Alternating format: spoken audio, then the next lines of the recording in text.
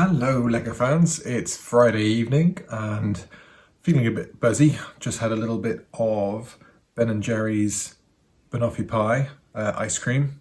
Pretty amazing.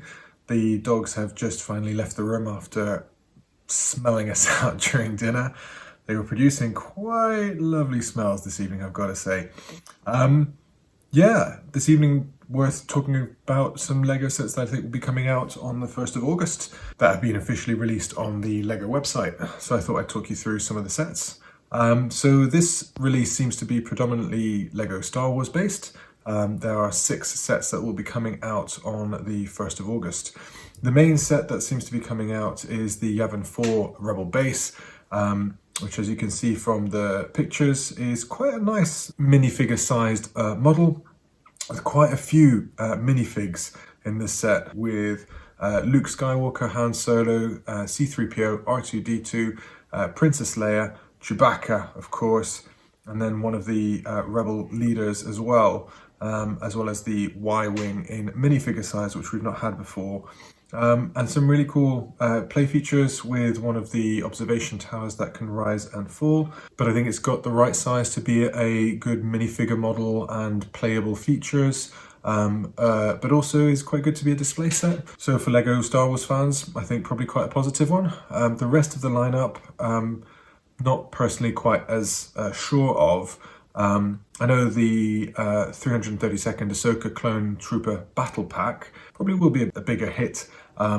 We've got the Ahsoka series coming out on Disney Plus later on this summer, and I think everyone's been quite a fan of the Ahsoka troopers from the Clone Wars series. Yeah, these are quite good looking minifigs with the typical Ahsoka forehead sort of painting and the typical orange colours of the helmet with the typical blue of the breastplate.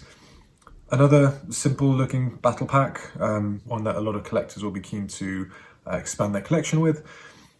The rest of the sets are a little bit on the junior side. We've got the Yoda's Jedi Starfighter with R2-D2 and Yoda minifigures. They've done similar ones in the past with Obi-Wan and with Anakin, so I don't think it's anything particularly new. Then we've got 3 mechs based on the Star Wars series with Darth Vader, Boba Fett, and a Stormtrooper.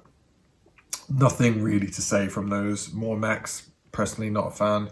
I don't really like the mechs, and I don't think they lend anything to the Star Wars universe. I think there's plenty of other things that LEGO could do.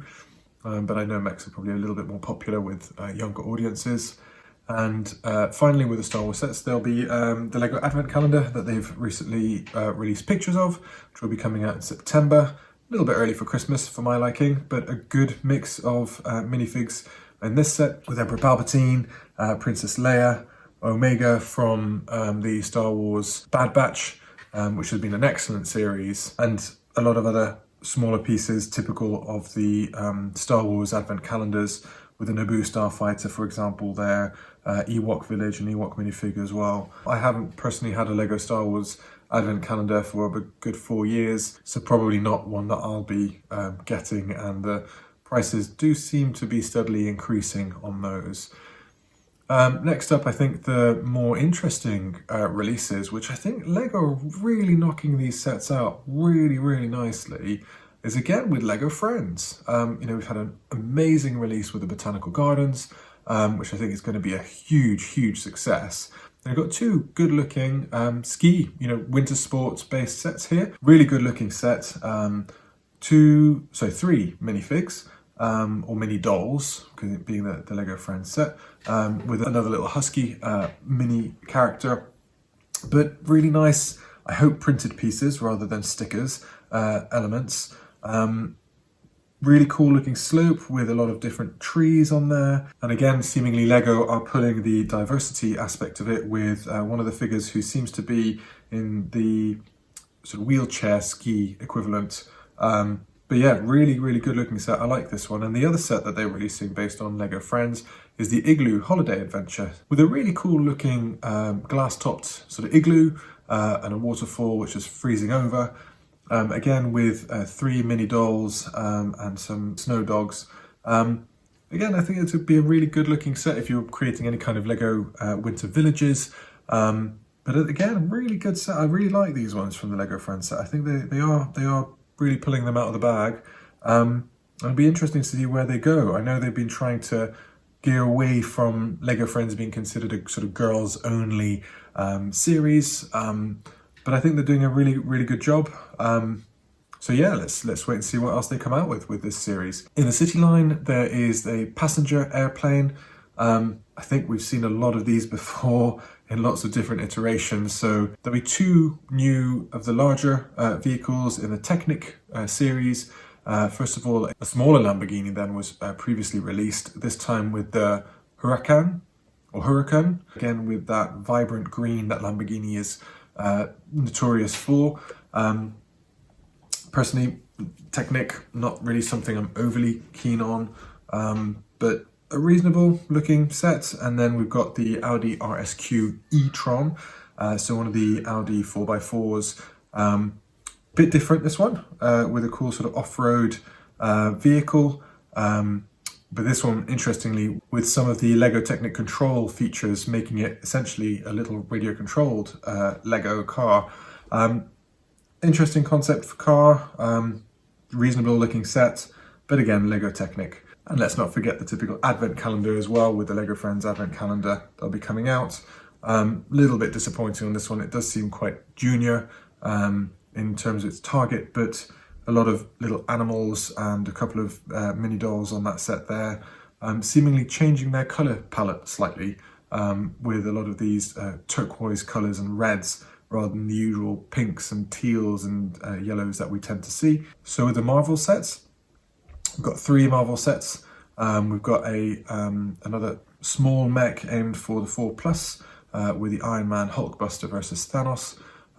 There is a Venomized Groot, which really interesting concept with this one, that you can actually change the degree of kind of venom infection, if you will, that is taking hold of Groot. So you can have him either half venomized or completely venomized, depending on your choice.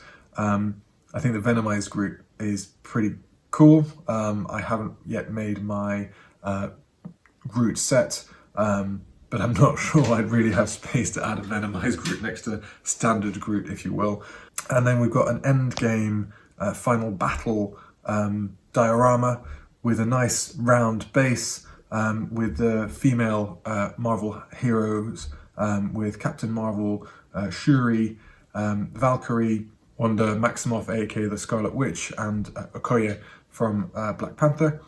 I think it's quite cool in that it opens up, but otherwise I think as a closed set, it's not particularly interesting. I think they could have done a lot more for £95, but there are a couple of cool Easter eggs with the ugly brown minivan from Ant-Man. We've got a couple of Lego Batman sets, so proudly wearing the t-shirt. We've got an 8+ smaller Batwing version, which I think will be quite popular, not overly expensive, with 2 very good looking minifigures with the Joker and Batman, again based on the 1989 film, and similarly a 4+ Batmobile with a different Joker minifigure. Reasonable looking simple set for 4+. What do you expect? But no, quite good looking little set. Then we've got 2 rather interesting looking 3-in-1 sets. So first we've got the exotic pink parrot, which you can also change into a fish or a tree frog. Very vibrant pink colours, very cool use of parts with the leaf pieces for the frog feet, or leaves on the tree or on the coral of the fish set. I think everyone will probably be either keen on the frog or the parrot. The fish, personally, I think looks pretty simplistic. And then a really large Lego 3-in-1 sort of city type set, which will be probably very popular amongst mock builders or builders of Lego City, with the Main Street set. I do think this is probably one of the larger Lego 3-in-1 city-based sets, which has got a really nice combination of buildings. So you've got a small sort of hotel, you've got a music shop alongside some kind of record shop, and then a little cafe. And it comes with 6 minifigures and a lot of instruments as well. So we've got a drum kit and a guitar.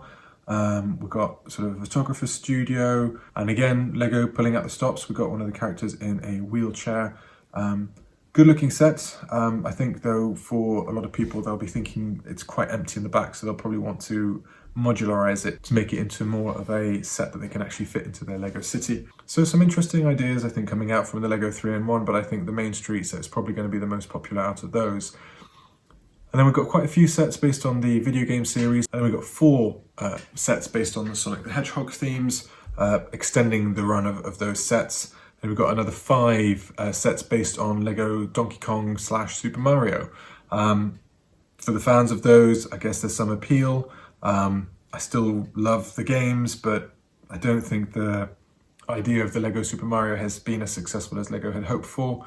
And I don't think it's one that they're probably going to continue for much longer. I think the idea is finishing later on this year. We've had an interesting Lego set with the Icons of Play, which seemingly builds on the recent foosball table set, or table football set, which is a half football pitch with 5 playing minifigures, a referee, coach, and then a set of fans with a little stand, which is based on the US women's national team, looking at some of the characters on there. So a cool little nod. So yeah, all in all, I think some interesting sets. For me, the standouts have to be the Lego Friends sets. I think they're very, very interesting. And there is one last set that will be coming out in September, but I'll be doing a small little video on that later. So thanks everyone, I hope you enjoy your evening.